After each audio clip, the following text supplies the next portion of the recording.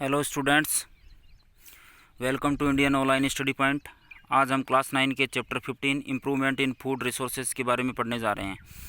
ये हम 2 पार्ट्स में कंप्लीट करेंगे। आज इसका फर्स्ट पार्ट है और इस फर्स्ट पार्ट में हम फूड रिसोर्सेज के बारे में बेसिक जानकारी है वो ऑब्टेन करेंगे। ठीक है, तो इसमें हम फूड रिसोर्सेज यहाँ से स्टार्ट करेंगे। फूड रिसोर्सेज कैसे होते हैं? फूड रिसोर्सेज का मतलब है जहाँ से हमें फूड मिलता है, प्राप्त होता है, वो किस किस तरीके से हम फूड को ऑब्टेन करते हैं, वो फूड रिसोर्सेज के अंदर आते हैं। हमें जनरली किसकी ज़रूरत होती है? न्यूट्रिएंट्स की ज़रूरत होती है ज़िंदा रहने के लिए, जैसे कि कार्बोहाइड्रेट है, प्रोटीन है, रफेज है, वाटर है, मिनरल्स है, इनकी ज़रूरत होती है। तो ये हमें किस किस पौधे से किस किस प्रकार से हम इनको ऑब्टेन करते हैं, ये हम इसके बारे में हम पढ़ेंगे। और यही सारे इसके क्या है? रिसोर्सेज हैं। जैसे कार्बोहाइड्रेट है वो हम वीट से प्राप्त करते हैं, और जो पल्सेज हैं उनसे हम प्रोटीन प्राप्त करते हैं। जैसे रफेज है वो हम किसी फलों से प्राप्त करते हैं। तो इस प्रकार से ये सारे क्या हैं? हमारे फूड के रिसोर्सेज हैं। आज इन्हीं के बारे में हम अध्ययन करेंगे, पढ़ेंगे। तो फूड रिसोर्सेज यहाँ से स्टार्ट करना है। सीरियल्स, जैसे कि इसमें कौन कौन से आते हैं सीरियल्स के अंदर? वीट, राइस, मेज, मिलेट्स एंड सोरगम। ये सारे क्या प्रोवाइड करवाते हैं? हमें कार्बोहाइड्रेट प्रोवाइड करवाते हैं। पल्सेस जैसे कि ग्राम्स है, पी एंड लेंटिल, ये सभी हमें क्या प्रोवाइड करवाते हैं? प्रोटीन प्रोवाइड करवाने वाले हैं। Provide us proteins. Oil seeds जैसे कि soybean, groundnut, sesame and castor, इन सब से हम क्या प्राप्त करते हैं? तेल प्राप्त करते हैं। प्रोवाइड अस फैट्स, जिनसे हमें क्या मिलेगा? कौन सा न्यूट्रिएंट मिलेगा? फैट मिलेगा। Vegetables, spices and fruits provide us A range of minerals, nucleic acids and vitamins. जो वेजिटेबल्स होती है और जो स्पाइसेस मसाले होते हैं, फ्रूट्स होते हैं, उससे हमें क्या क्या मिलेगा? मिनरल्स, न्यूक्लिक एसिड्स मतलब कौन से? DNA and RNA. DNA deoxyribose nucleic acid, और आरएनए मतलब राइबोज न्यूक्लिक एसिड। और इसके अलावा विटामिन और रफेज भी इससे प्राप्त होते हैं। In addition to these food crops, fodder crops like berseem, oats और Sudan grass are raised as food for the live stock are called as fodder crops. इसके अलावा विभिन्न प्रकार की घासें हैं जो कि जानवरों को खिलाने के काम आती है, जिनमें बरसीम, ओट, सूडान ग्रास, ये सभी किसके रूप में आती है? फॉडर क्रॉप के रूप में आती है। फॉडर क्रॉप मतलब घास के रूप में काम में आने वाली क्रॉप। फिर उसके बाद में खरीफ क्रॉप, जो क्रॉप है उनको फिर डिवाइड किया जा सकता है फिर अलग अलग भागों में। इनकी सीज़न के आधार पर अलग अलग सीज़न में अलग अलग फसलें बोई जाती है, जिनका अलग अलग नाम रखा जाता है। जैसे कि हम बात कर रहे हैं खरीफ क्रॉप की। Kharif crop, the crops grown in rainy season are called as kharif crop. Rainy season में जो फसल लगाई जाती है उसको क्या कहते हैं? खरीफ क्रॉप कहते हैं। मतलब ये समर में, गर्मियों में जो सीज़न होती है उसको क्या कहते हैं? खरीफ क्रॉप कहते हैं। अरे, इसको याद करने के लिए हम एक ट्रिक बना लेते हैं कि गर्मियों में कौन काम करता है? गरीब काम करता है। अमीर तो गर्मी के अंदर काम नहीं करेगा, इसलिए खरीफ मतलब जैसे गरीब से इसको रिलेट करेंगे। और कब हो गया ये? गर्मियों की सीज़न में, मतलब रेनी सीज़न के अंदर आ गया। इसमें कौन कौन सी फसल लगाई जाती है? जैसे paddy, soybean, pigeon pea and maize. They are grown from June to October. और ये कौन से महीने में बोई जाती है? जून से अक्टूबर के महीने में बोई जाती है। फिर है the rabi crop. Rabi crop है the crops grown in winter season are called rabi crops. सर्दियों में कौन काम करेंगे? कौन काम करेंगे? क्या मान लेते हैं हम याद रखने के लिए? रबी है वो कब काम करता है? रबी सर्दी में काम करता है। तो रबी क्रॉप्स कब आएगी?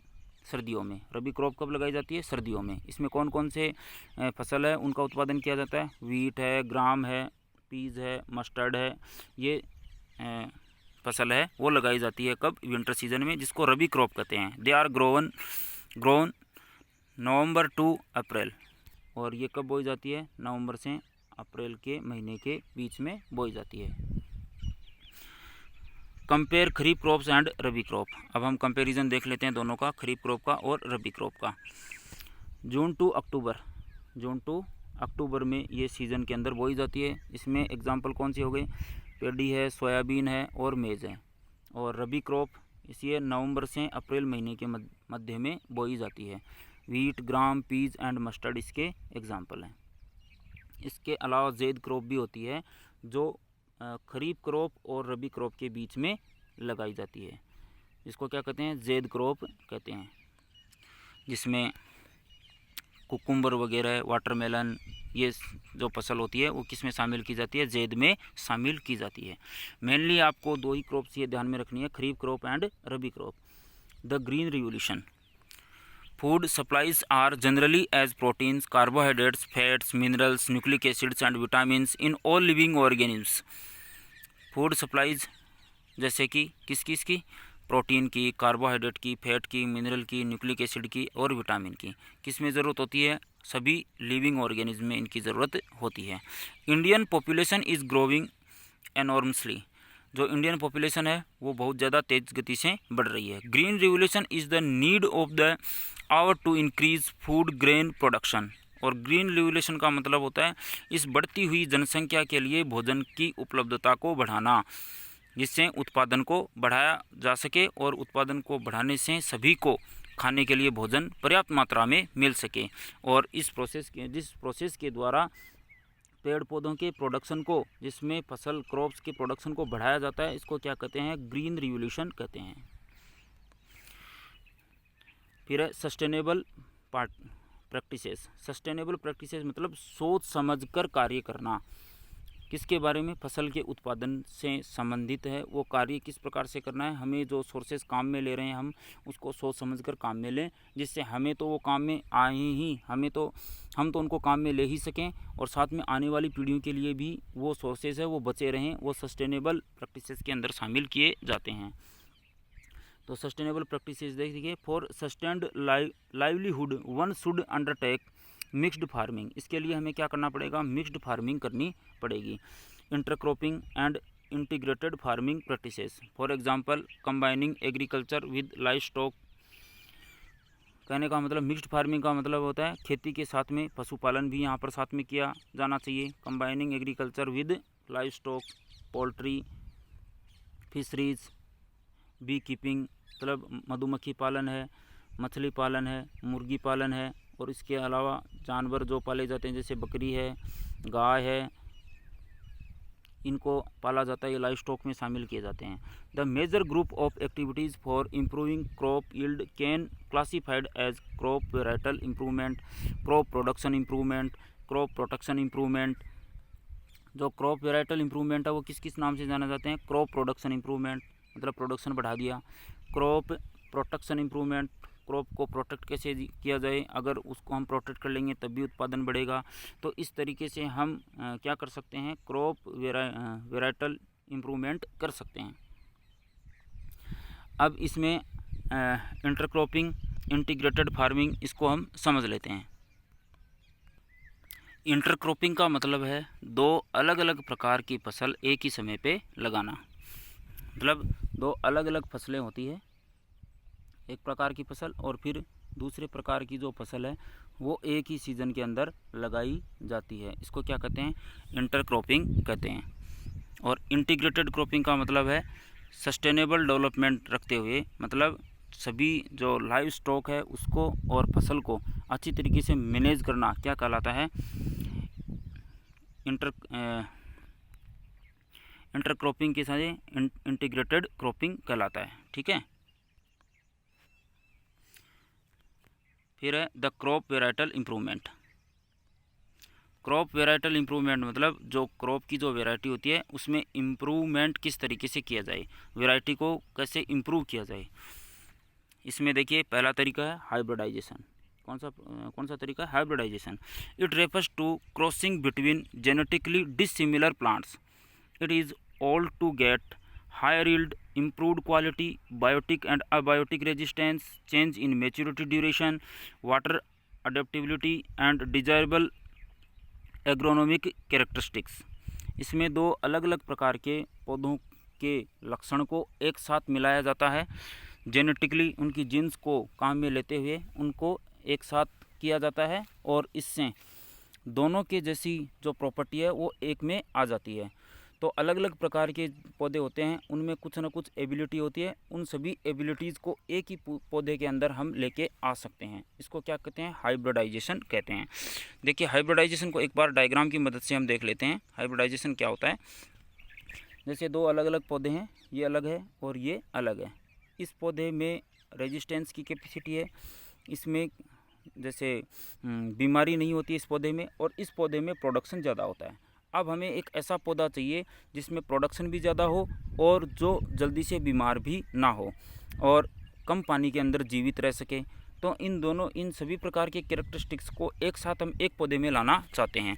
तो इसके पार्ट्स को, जेनेटिक जो पार्ट है उसके और इसके जेनेटिक पार्ट्स को हम दोनों को अलग अलग करेंगे और फिर मिक्स करेंगे। ये लेबोरेटरीज़ के अंदर किया जाता है। ऐसे हम पत्तियों को तोड़कर या किसी भाग को तोड़कर उनको मिक्स करने से ये काम पॉसिबल नहीं होता है। ये जेनेटिक प्रोसेसेस हैं, ठीक है। फिर इन दोनों के भाग को एक साथ करके उसके बाद में जो नया पौधा इनसे तैयार होगा, ये वाला जो पौधा है, ये नया पौधा जो तैयार होगा, इसमें इन दोनों की, जो दोनों अलग अलग पौधे थे, इन दोनों की कैपेसिटी एक साथ होगी। तो इसको क्या कहते हैं? हाइब्रिडाइजेशन कहते हैं। क्या कहेंगे? हाइब्रिडाइजेशन।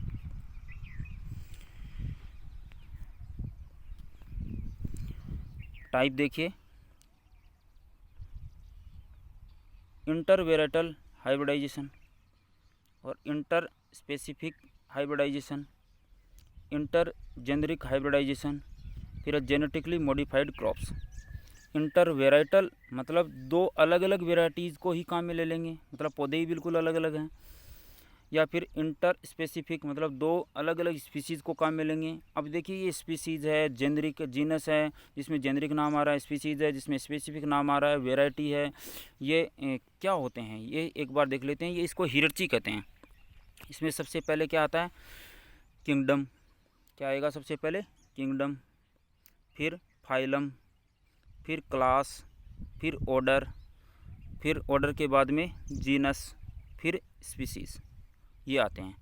तो इसमें देखिए लास्ट वाले हैं दोनों, ये मायने रखते हैं अलग अलग। सबसे सारे जो जीव हैं वो किंगडम में शामिल होते हैं, फिर उनमें फाइलम डिसाइड किए गए हैं, अलग ग्रुप बना दिए गए हैं। फिर उनके अंदर भी फिर अलग अलग वेराइटीज़ के आधार पर क्लास डिवाइड की गई है, और क्लास के अंदर फिर अलग अलग वेराइटीज़ के आधार पर उनका ऑर्डर डिसाइड किया गया है। फिर ऑर्डर में फिर अलग अलग वेराइटीज़ के आधार पर उनके जीनस डिसाइड किए गए हैं। और फिर जीनस एक जैसे जिनमें नहीं होते हैं, जीनस जिनमें एक जैसे होते हैं वो जीनस में आ जाते हैं, और जिनमें स्पीसीज़ है वो अलग अलग हो सकती है। तो इनको फिर जीनस को फिर स्पीसीज़ में डिवाइड किया जा सकता है। तो ये क्या है? हियरार्ची है। इसमें kingdom, phylum, class, order, genus और स्पीसीज़।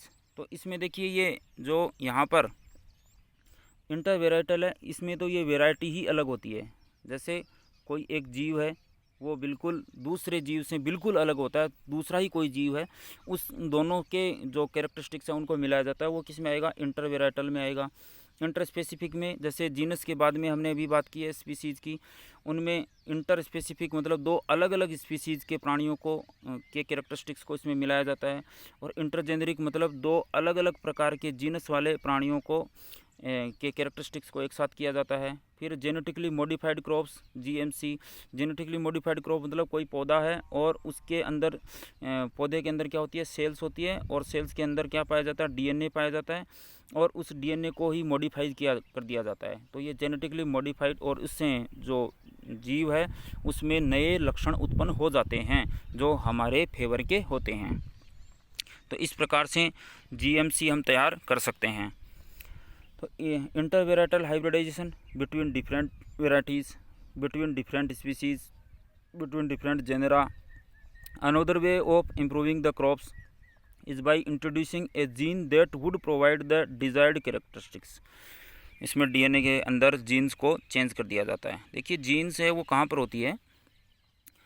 सबसे पहले एक सेल मतलब एक मल्टीसेलुलर ऑर्गेनिज्म होता है, उसमें एक सेल होती है, सेल के अंदर न्यूक्लियस होता है, न्यूक्लियस के अंदर क्रोमोजोम होते हैं, क्रोमोजोम में डीएनए होता है, और डीएनए में जीन होती है। ठीक है, तो इसको इस पूरी इन सभी टर्म्स को आपको अच्छी तरीके से समझना है, सुन लेना है। वीडियो को वापस से आप रिप्ले करके वापस से सुन सकते हैं इसको, ठीक है। तो अभी हम अगले वाला पॉइंट है वो पढ़ रहे हैं।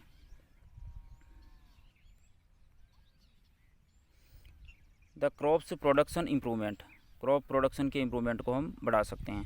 हाइब्रिडाइजेशन हमने देख लिया है, फिर क्रॉप प्रोडक्शन को हम कैसे इम्प्रूव कर सकते हैं। They include no cost production, low cost production और हाई कॉस्ट प्रोडक्शन प्रैक्टिसेस। इसमें क्रॉप प्रोडक्शन इम्प्रूवमेंट में क्या आती है, नो कॉस्ट प्रोडक्शन, इसमें किसी भी प्रकार की कोई कॉस्ट नहीं लगती है, मनी नहीं लगती है।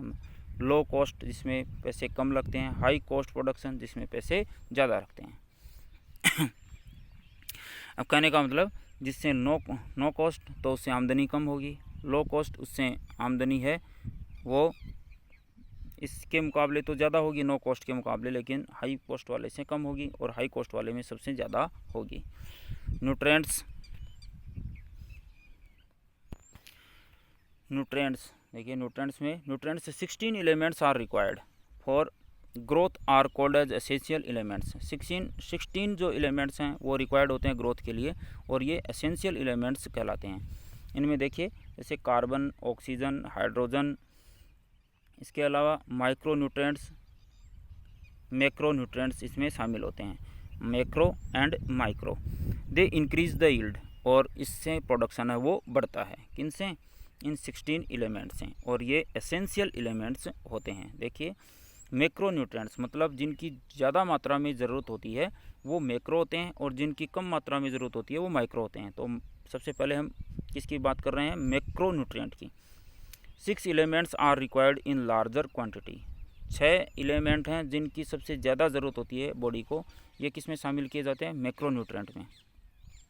फिर इसके अलावा other 7 elements are required in small quantity. इसके अलावा बचे हुए 7 जो एलिमेंट्स हैं उनकी स्मॉल क्वांटिटी के अंदर ज़रूरत होती है। इसके अलावा जो बच गए वो कौन से हो गए, कार्बन, ऑक्सीजन, हाइड्रोजन। ठीक है, तो टोटल कितने हो गए, 16। इसमें मैक्रोन्यूट्रेंट में एग्जांपल देखिए, nitrogen, phosphorus, calcium, potassium, magnesium, sulphur. Nitrogen, phosphorus, calcium, potassium,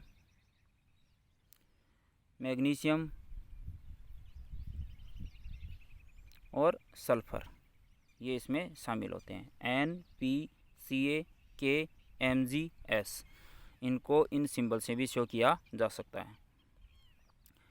अब माइक्रोन्यूट्रेंट्स, इसमें iron, manganese, iron Fe, manganese Mn,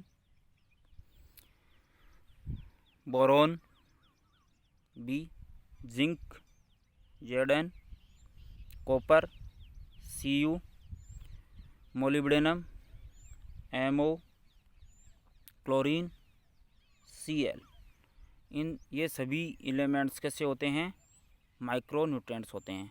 तो ये टोटल जो 7 है वो माइक्रो हैं और जो 6 हैं वो मैक्रो हैं, और इसके अलावा बाकी बचे हुए 3 भी रिक्वायर्ड होते हैं, जैसे carbon, oxygen and hydrogen. Green revolution देखिए एक बार, इसका डायग्राम हम देख लेते हैं। ग्रीन रिवोल्यूशन मतलब जो फसल है उसकी मात्रा को, उसकी क्वांटिटी को और क्वालिटी दोनों को बढ़ाना क्या कहलाता है, ग्रीन रिवोल्यूशन कहलाता है। तो आज हमने इसके फर्स्ट पार्ट को कंप्लीट कर लिया है, सेकंड पार्ट को अगले सेशन में करेंगे।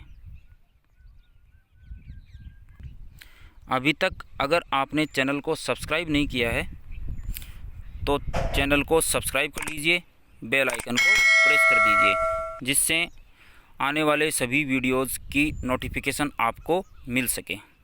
इसके अलावा आपको वीडियो को शेयर और लाइक भी करना है। ठीक है, इतना काम आपको करना है वीडियो बंद करने से पहले। ठीक है, आज के लिए इतना ही। Thank you.